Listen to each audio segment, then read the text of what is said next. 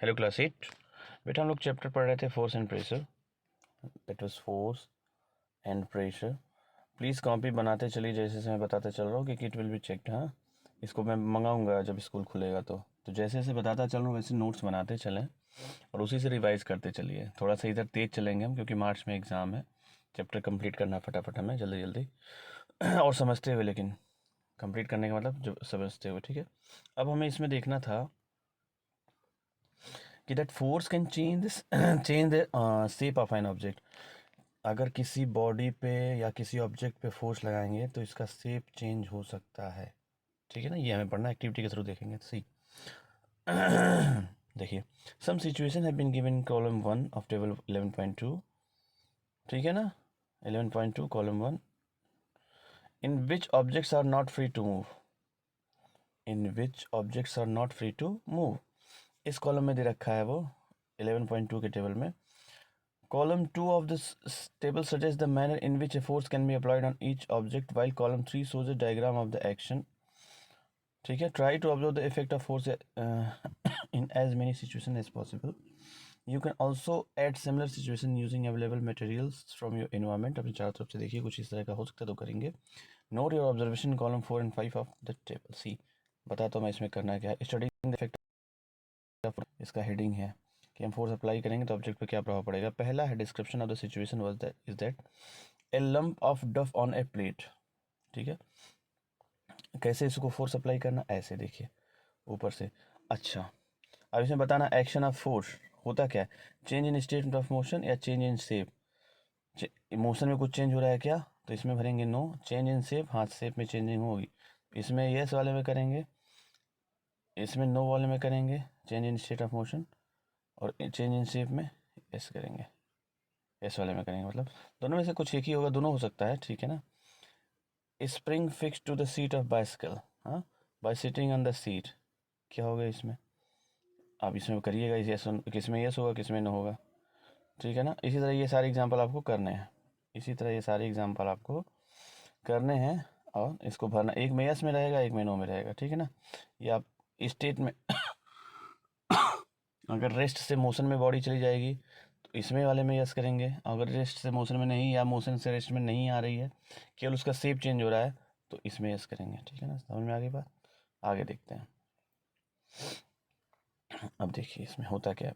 What do you conclude from the observation noted in 11.2, what happens when you apply a force on the inflated balloon by pressing it between your palms, क्या होगा।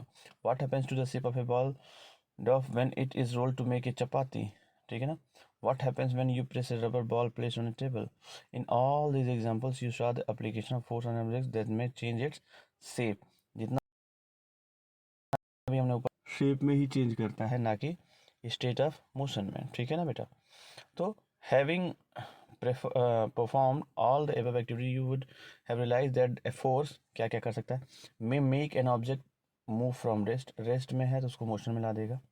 may change the speed of an object of it is moving, if it is moving, पहले से अगर कोई move कर रहा है धीरे धीरे धीरे, या तेज बहुत मूव कर रहा है, अगर धीरे मूव कर रहा है तो फोर्स लगाएंगे बहुत तेज हो जाएगा, तेज मूव कर रहा है उसे फोर्स लगाएंगे धीरे हो जाएगा, है ना। may change the direction of motion of an object, कोई ऑब्जेक्ट इस तरीके से मूव कर रहा है, उसे हम इधर से फोर्स लगा दिया अचानक से, तो इधर मूव करने लगेगा। हाँ, मे bring about a change in the shape of an object, जैसा कि वो आटा वाला था, आटा गूंथ रही थी एक बच्ची या कोई, उस पर प्रेशर अप्लाई करेंगे तो उसका शेप चेंज हो जाएगा। मे कॉज सम और ऑल ऑफ दीज इफेक्ट्स, ये भी हो सकता है कि इसमें से कुछ एक आध हो या सारे एक साथ हो जाए, ये भी हो सकता है, ठीक है ना। While a force may cause one or more of these effects, it is important to remember that none of these actions can take place without the action of a force. Force इसमें से सारे भी ला सकता है change, या कोई एक ला सकता है या दो ला सकता है, लेकिन वो बिना एक्शन फोर्स के एक्शन के नहीं होगा। दस an object can not move by it self, it can not change speed by it self, it can not change direction by it self, and it shape can not change by it self. सब में क्या requirement है, सब में requirement है किसी न किसी फोर्स की, ठीक है ना। अब देखिए अगला है टाइप ऑफ फोर्सेस, हमें लगता है तो इसमें कॉन्टैक्ट फोर्सेस में पहला हेडिंग है कॉन्टैक्ट फोर्सेस। इसमें पहला muscular forces. What is muscular forces, देखिए, कैन यू पुश और lift a book lying on A table without touching it, किताब रखी हुई है मेज पे, बिना छुए उसको उठा सकते हैं। Can you lift a bucket of water without holding it? बिना उसको होल्ड किए उठा सकते हैं? नहीं। Generally to apply a force on an object your body has to be in contact with the object. मतलब अगर बुक उठानी है टेबल से तो आपका हाथ का कांटेक्ट में ये बुक आना चाहिए तभी उठेगा। द कांटेक्ट में also be with the what? With help of A stick और piece of rope.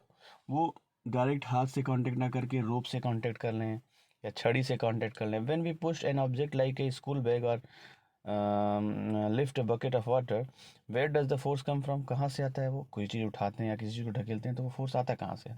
This force is caused by the action of muscles in our body. जो हमारी बॉडी में मसल्स हैं वो वो फोर्स लगाते हैं, उनकी फोर्स की वजह से वो फिर उठता है या मूव करता है। The force resulting due to the action of muscles is known as muscular force.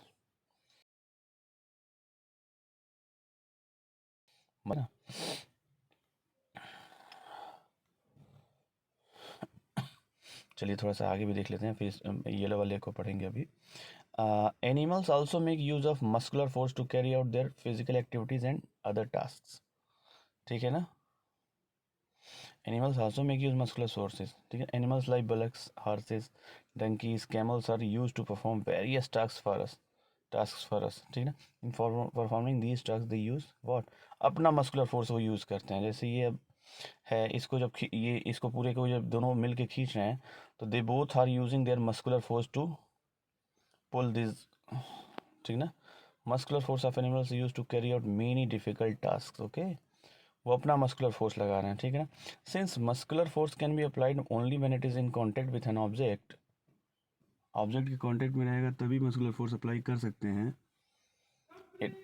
It is also called a contact force. मतलब मस्कुलर फोर्स को कॉन्टैक्ट फोर्स भी कह सकते हैं। ठीक ना? Are there other types of contact forces? Let us find out. पहला तो ये मस्कुलर फोर्स हमको पता चल गया कि ये कॉन्टैक्ट फोर्सेज में आएगा। मस्कुलर फोर्स जब तक हम बॉडी से कांटेक्ट में नहीं रहेंगे तब तक वो एक्ट नहीं करेगा। ठीक है ना? अब जरा सा ये येलो वाला जो था उसको थोड़ा सा देख लेते हैं पहले, फिर आगे देखेंगे। It is the muscular force that enables us to perform all activities involving movement or bending of our body. In class 7 you have learned that in the process of digestion the food gets pushed through the alimentary canal। ठीक है ना? Could it be muscular force that does it? You also know that lungs expand and contract while we inhale or exhale air during the breathing। ये भी muscular force है। Where are these muscles located which make breathing possible? Can you list a few more example of force exerted by the muscles in our body?